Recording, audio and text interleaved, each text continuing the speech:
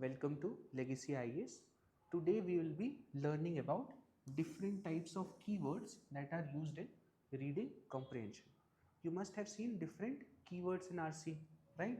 In some questions you are asked to tell the crux of the passage. In some you are asked the main or central idea. In some you are asked to make assumptions based on the passage, right? In some you are asked corollary. So all these terms are there and they mean slightly different things. So it becomes very important for you to understand these terms so that you mark the correct answer. Understood? Let's get started with it. So I am going to draw a diagram for you to understand all of these keywords at once. See,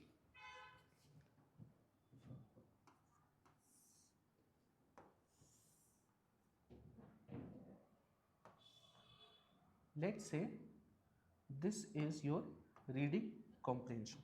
This is your main reading comprehension. Now,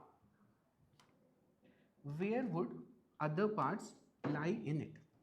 See, first you must have seen questions around assumptions. So assumptions lie somewhere here. Why they lie somewhere here? Because assumptions are what the author already believes in. Okay, like if I tell you, like I always tell you to attend classes on time, correct? I tell you to attend classes on time because it is very important for you in your UPSC preparation, correct? So in this, if I am telling you to attend classes on time and telling you that it is important for your UPSC preparation, I have already assumed that my classes are useful for UPSC, correct? Because if I don't have this assumption of my classes being useful, I wouldn't be saying this. So assumption is something that comes before the RC, correct? So it is related to the RC but comes before the RC. So the author who is writing this passage already has some preconceived notions or assumptions. So that as assumptions we need to identify. So we read the whole RC and we get certain understanding of from where the author is coming, and then we are asked assumptions based on which he has made is his entire RC. So this is assumption. Understood? Okay. So this is the first type of questions that you get asked. Then another type of question you may have heard, that is it asks the main idea or central idea. Same thing, main idea or central idea. Now what main idea or central idea entails is what is the passage mainly talking about. Okay, because it's a long RC, so it may talk about many things. Some things would be in very small part, and what is largely covered in the RC, that is the main idea or central idea. Okay, this comes from the RC only, correct? Then there is something called crux. Something called crux. See, crux is like the distilled understanding of this whole passage. That's why I made a small drop here. So you read the whole passage. Now which part is given, how many lines, that's not important in crux. What is important in crux is for you to understand what is the exact one line in which what the author is trying to say in this passage or trying to convey in the passage. That is crux. Okay, simply it does not matter what is the length of portion given to it. What the author means by writing that passage, that is crux. For example, if I tell you all about life, that life is very uncertain. Okay, these many people lose their life because of accidents. These many people every year lose their life because of certain diseases. These many people lose their life because they are depressed in life or fighting clinical depression or mental health issues. Okay, all this is written in the passage. Then eventually the last line is written, that is why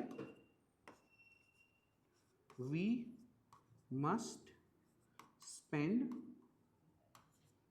as much time we have with our loved ones. So the whole passage was about life is very uncertain. It is uncertain in this way, this way, this way, this way.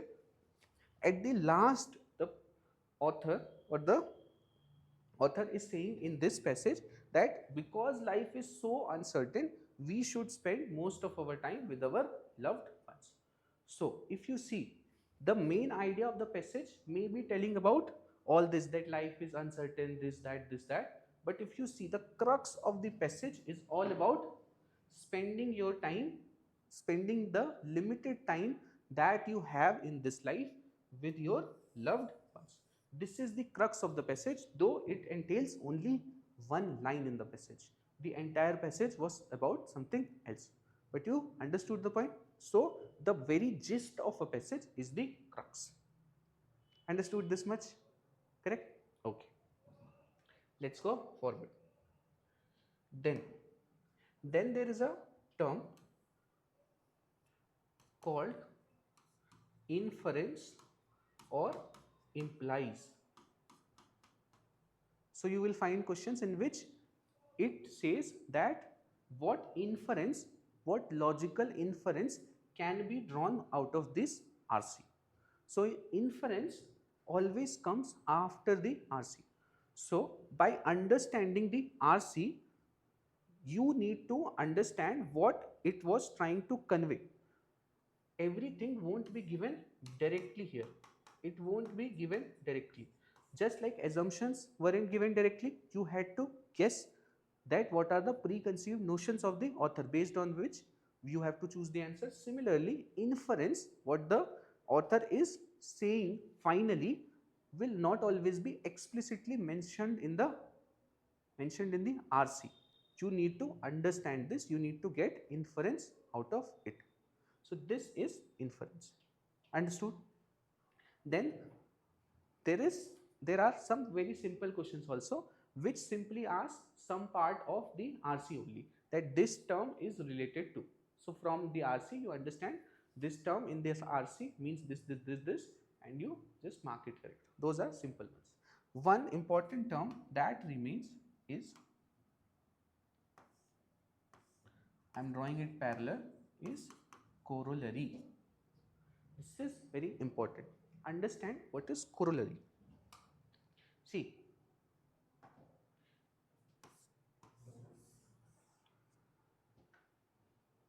I say quadrilateral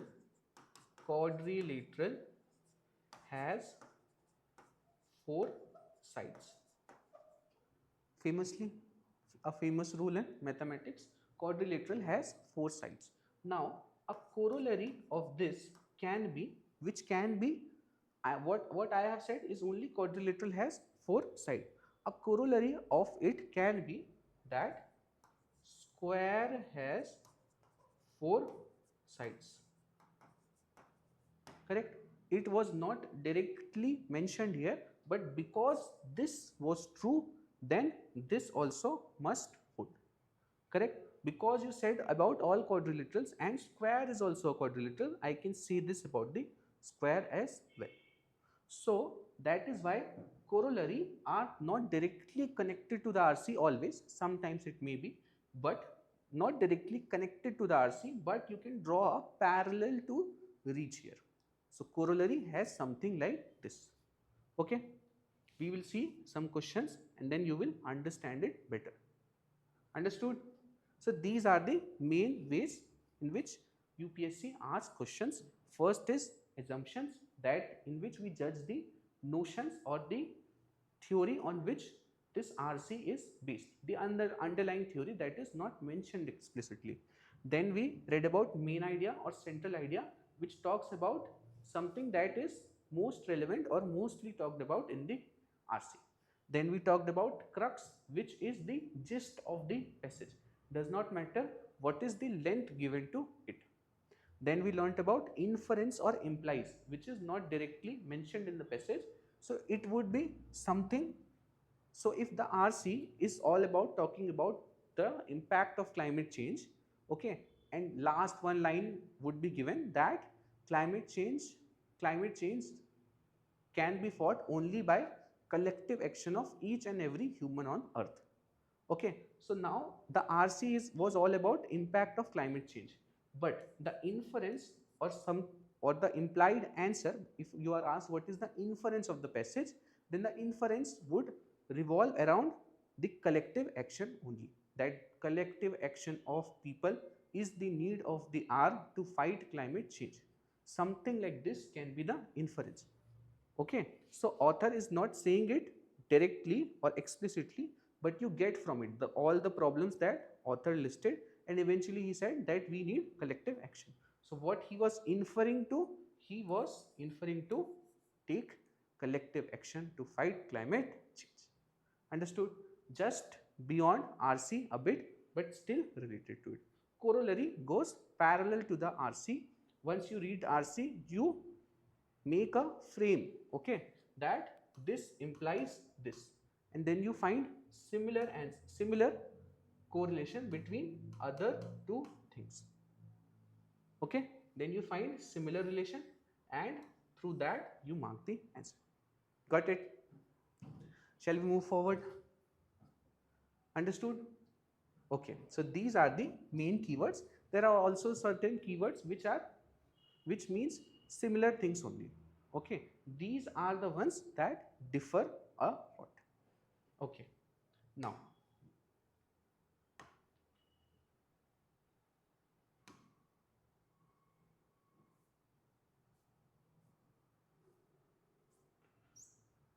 now what I have done is I have got this passage, and what we'll be doing to get our concept clear, what we'll be doing is we will be getting all kinds of questions on this passage. So we will find the crux, the main idea, as well as corollary, assumption, everything of this passage, so that we understand the difference very clearly. This is something that I am trying with you. Okay, let's go. So let's read it.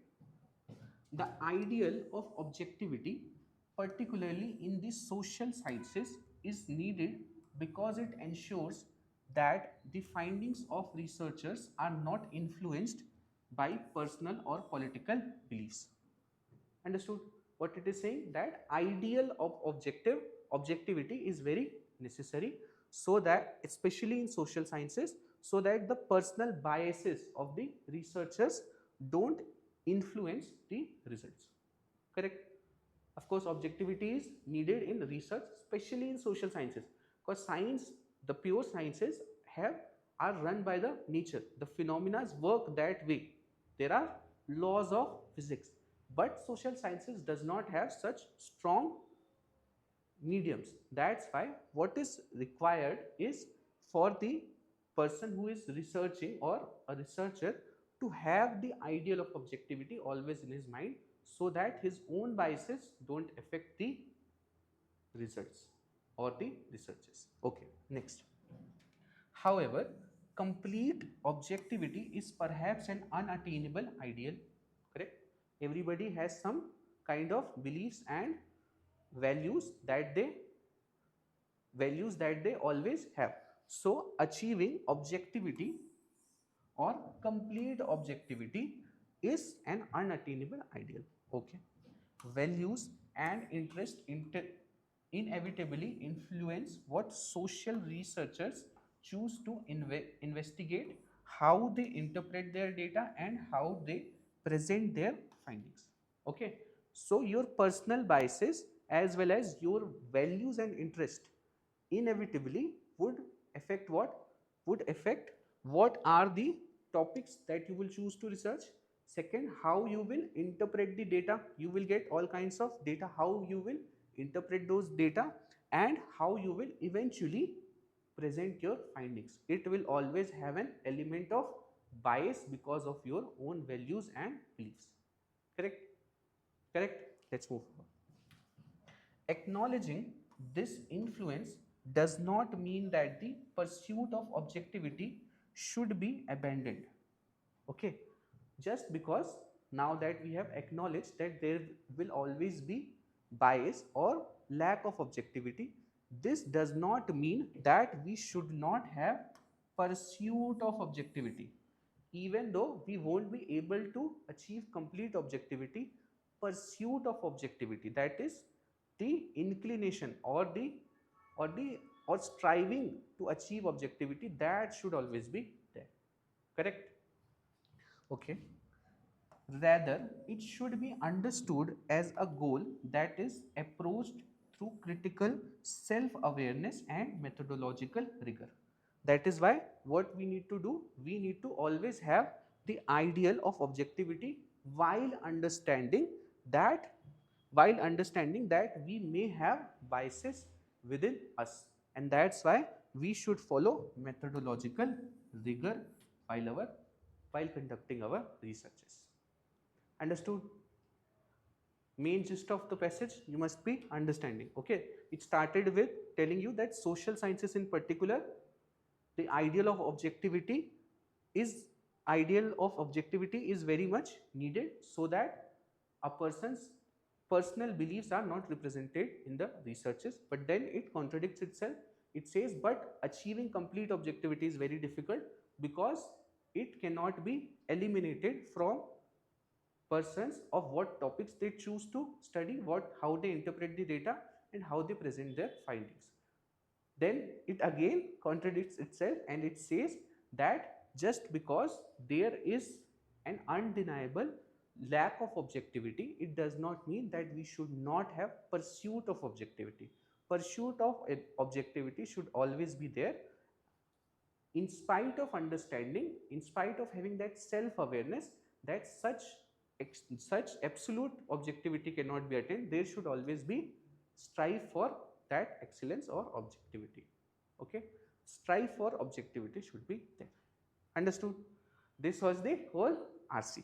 Now, okay, I had to take a difficult RC so that you understand, so that the answer of each part is a bit different. For easy RCs, everything is the same.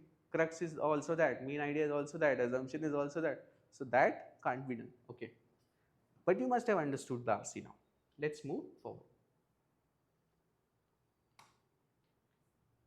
Now, what is the central idea conveyed in the passage? See, what is the central idea conveyed in the passage? See, objectivity in social sciences is essential but inherently limited. Correct?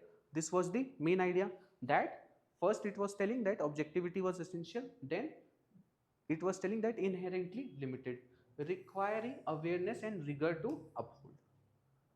The last part where it is telling that we need awareness of this as well as rigor to uphold methodological processes. Understood? This is the central idea. You saw central idea is covering the entire thing. Understood? This is central idea or main idea. Now, let's go forward. What is the crux of the passage? Now see, crux of the passage is, despite its limitations, objectivity must remain a guiding principle in social research. Beautiful, right? Instead of telling that objectivity is very important but absolute objectivity cannot be attained, still there should be rigor and methodology. That was telling in main idea. Crux is what? Filter it out into simple gist. What is the simple gist of this whole passage? That despite all its limitations, objectivity must remain a guiding principle in social research. That was the whole crux, right?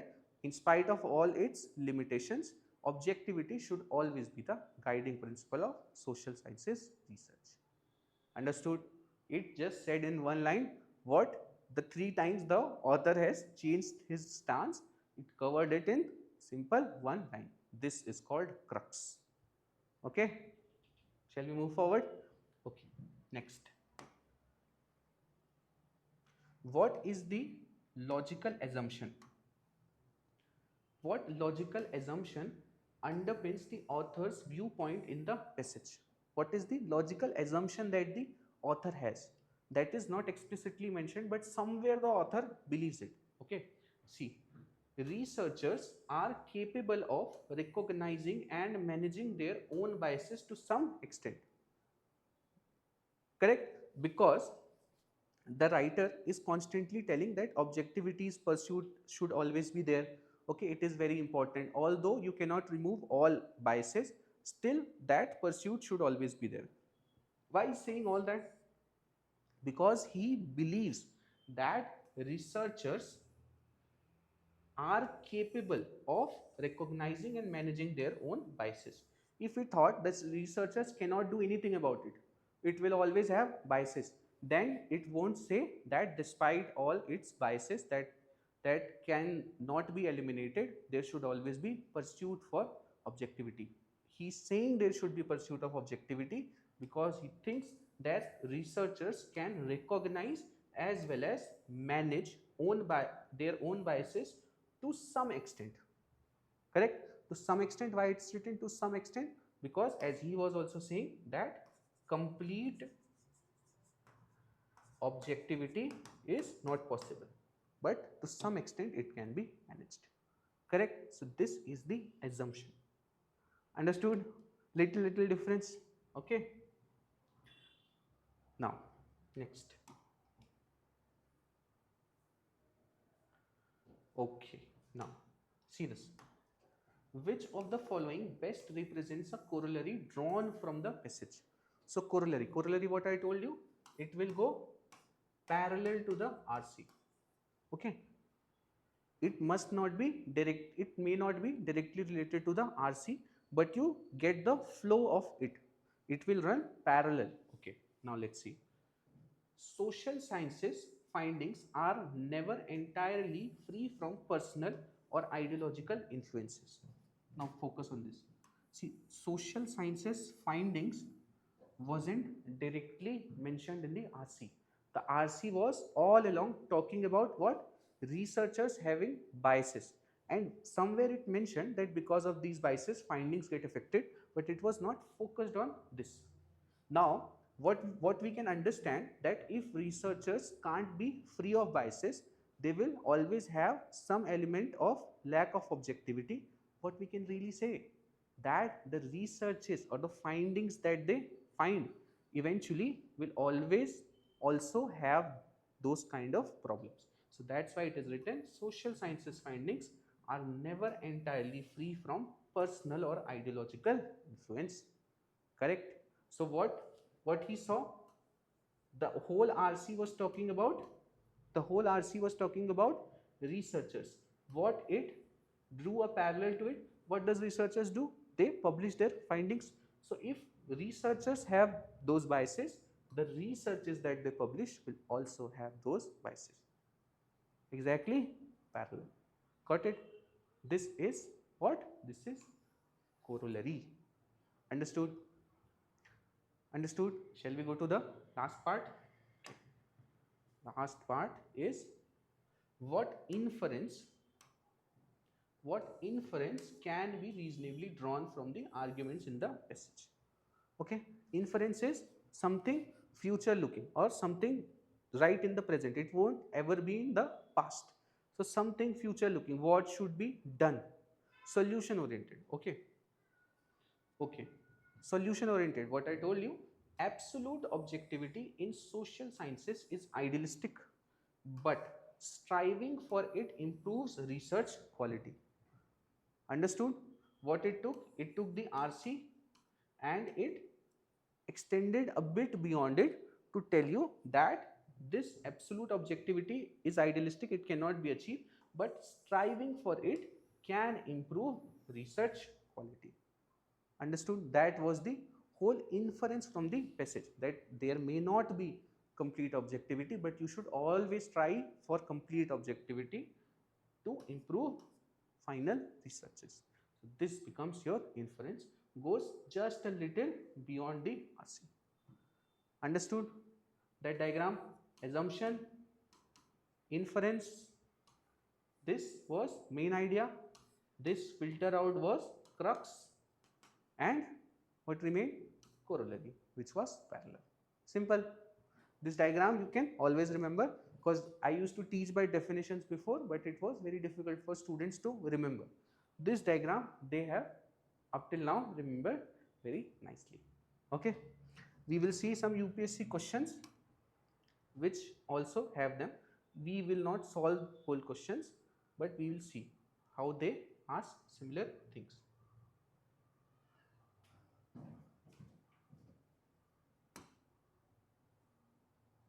Okay, see, first question, what they are asking: which among the following is the most rational, logical and rational assumption that can be made from the above passage? Now understand, all these adjectives, these are adjectives, these you can ignore. These are also sometimes made bold by the UPSC. You need not waste your time in them. What you need to find is just those keywords that we have understood. It is asking for assumption. Assumption, how we will draw assumptions, that is what is the underlying preconceived notions that the author has. Mostly what you do, you understand something related to the passage is there directly, then it is an assumption. Okay, similarly, if you see this one, this is reflects the crux of the passage. Now I have already told you, crux would be what? Distilled out of this whole passage. Does not matter what is the length, it will not cover every part of the passage. It will only focus on what is the gist of the passage. Okay, so this is crux based question. Okay, you can read this and attempt it.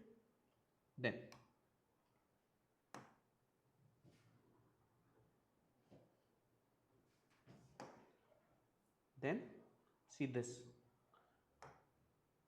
This is reflects the most logical, rational and practical message conveyed by the passage. Ultimately it is asking message, or you can say main idea, central idea, message. These are all the same thing. That means what you need to do, you need to try to cover the whole understanding of the passage. Okay, in this I usually tell students to follow a majority approach in these kind of question, where main idea or central idea, message is asked. You follow majority approach. You see in every RC there are at least 2 to 3 main points. So you find the option which covers all those 2-3 points. If some option covers 1 point, some would cover 2 points, choose the one that is covering all 3 points. Because we saw in that example as well, in main idea, what it was telling, whole everything he summarized in a few sentences.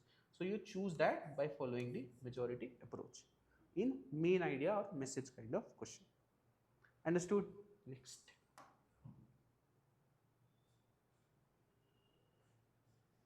Next we have a question on inference. Again, this logical, rational, this you need not read. You should focus on inference. Inference would lie somewhere outside the RC, just outside the RC. It is always connected to the RC, but it can go beyond RC and would be something futuristic, solution oriented. Okay, not always, but if you find something futuristic, solution oriented, or covering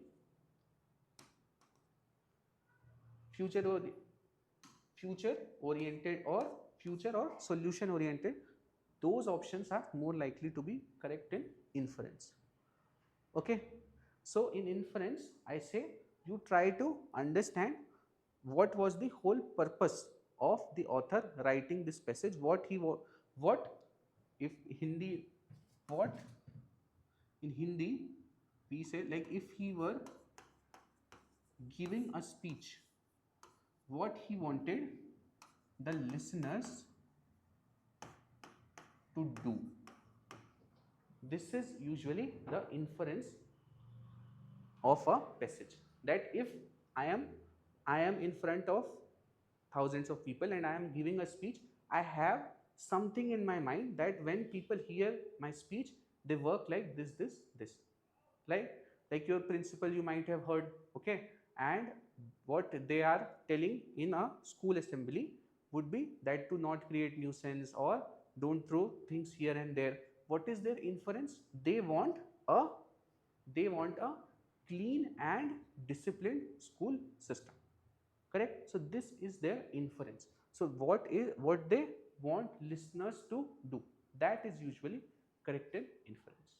Okay, okay, let's move forward. Last part, corollary.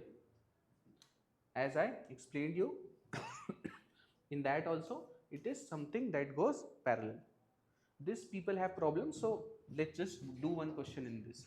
In India, the objective of macroeconomic policy is to enhance economic welfare of the people. Yes, the objective of macroeconomic policy is to enhance economic welfare of the people. Yes, and any one wing of such macroeconomic policy, monetary or fiscal, cannot independently work without active support of other.